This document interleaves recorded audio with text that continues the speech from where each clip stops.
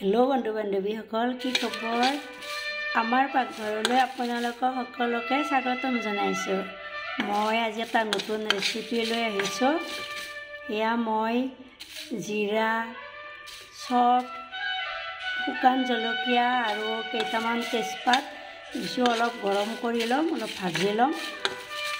এতিয়া এইখিনি মই অলপ ঠাণ্ডা হোৱাৰ পিছত মিক্সিত পিছি লম এইখিনি মই মিক্সিত গুড়ি কৰি লো বেছি মিহি কৰি লোৱা নাই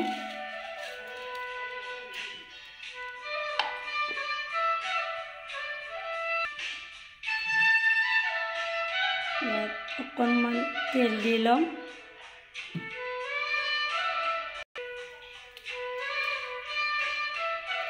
ইয়াত পাঁচফোৰণ দি ললো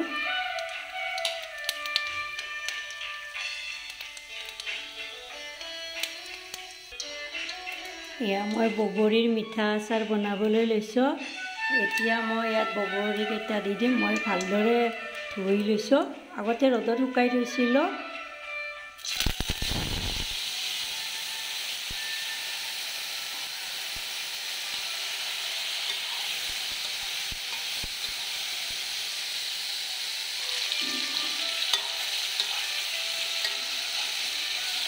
বেছি সময় ভাজিব নালাগে অলপ সময় ভাজিম ইয়াত যদি পানী হৈছিল যদি পানীখিনি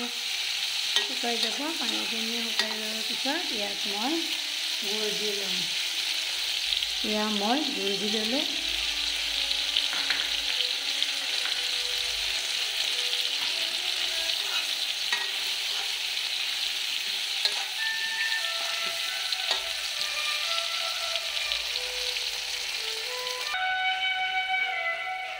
গুড়খিনি ভালদৰে গলি গৈছে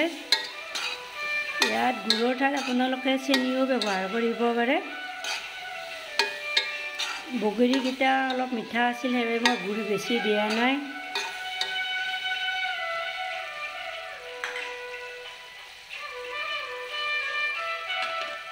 এতিয়া ইয়াত মই পিচি লোৱা ইয়াৰ আচাৰৰ মছলাখিনি দি ল'ম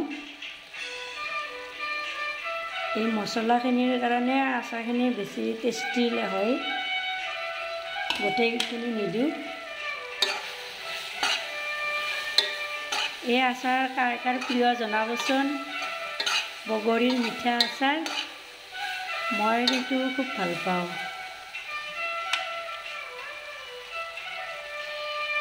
এতিয়া ইয়াত মই ভিনেগাৰ দিম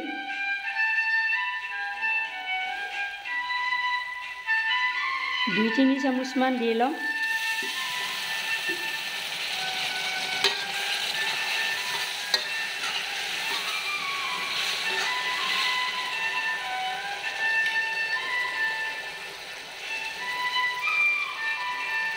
এয়া মোৰ বগৰীৰ মিঠা আচাৰ ৰেডি হৈ গ'ল